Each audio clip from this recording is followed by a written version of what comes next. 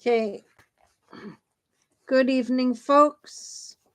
Tonight's discussion C deals with elderly folks and their cognition, subtle changes in driving can signal cognitive decline. So tonight I made a presentation explaining the whole thing. So please let me enlighten everybody. Let's dig into tonight's discussion C. Driving can signal cognitive decline changes. Okay. The text highlights how subtle changes in everyday driving behavior captured through long-term monitoring can serve as early warning signs of cognitive decline instead of relying solely on clinical tests or genetic markers. Researchers found that real world driving data, such as a trip, frequency, distance, and route diversity, can reveal preclinical changes years before a formal diagnosis of mild cognitive impairment or dementia. This makes driving behavior a powerful, low burden biomarker for age related cognitive health.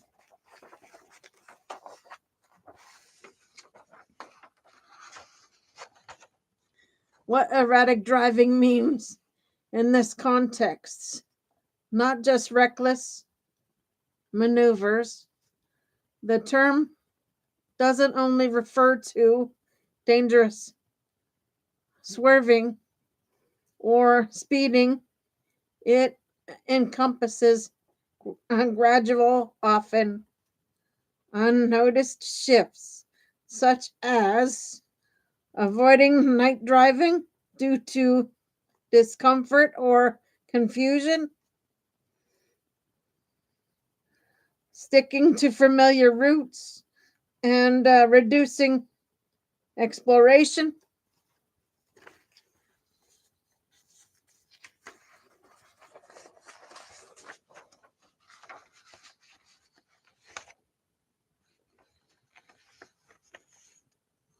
Shortening trip lengths or driving less frequently. Behavioral adaptations. These changes often reflect the brain compensating for early cognitive strain, subtle enough that family or clinicians may miss them. Data-driven classification. Machine learning models trained on GPS data can detect these irregularities and classify them as predictive features, outperforming traditional risk markers like age or APOE4 genetic status.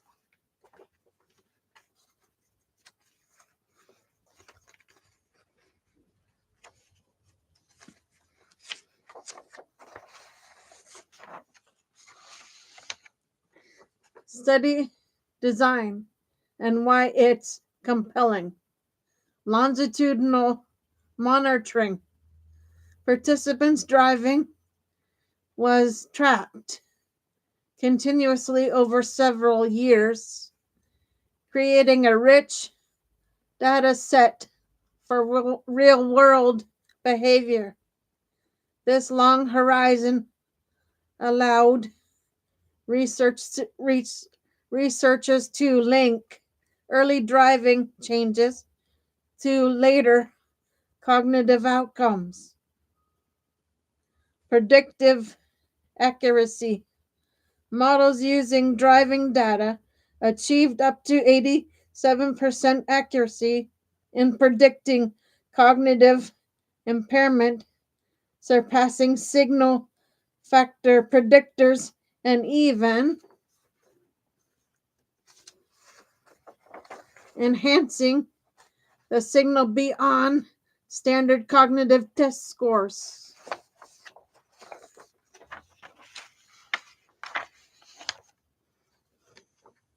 Clinical sensitivity. Other studies confirm that even subtle cognitive decline correlates with reduced driving activity or eventually driving cessation, underscoring the sensitivity of mobility as early as an early indicator. Practical implications. Early detection without burden. Passive monitoring of driving behavior could serve as a non-invasive screening tool, flagging risks.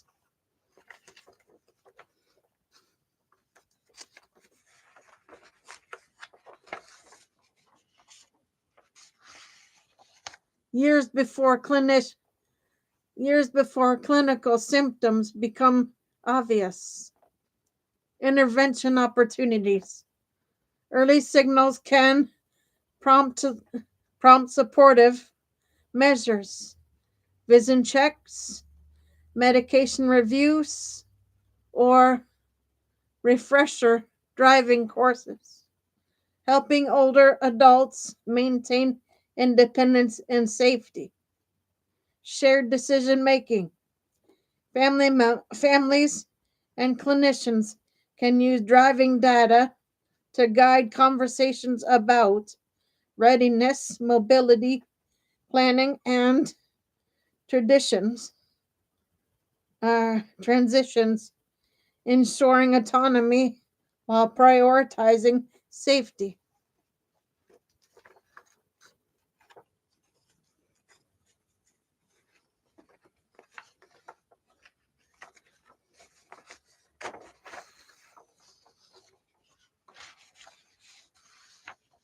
Equity and policy considerations.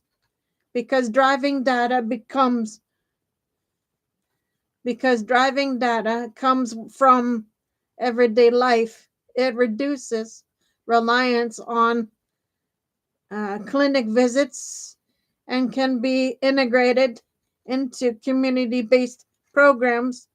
However, policy consent and equitable access must be carefully managed to avoid surveillance concerns or bias.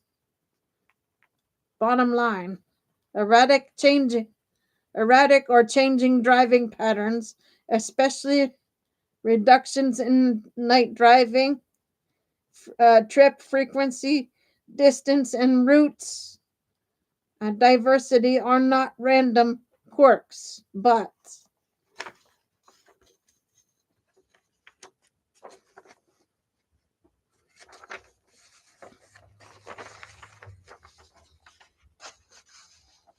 meaningful signals of cognitive decline. Long-term GPS-based monitoring detects these early shifts with remarkable accuracy, offering a practical, person-centered pathway to earlier intervention, safer mobility, and more dignified aging. Okay, guys, so that is it for now.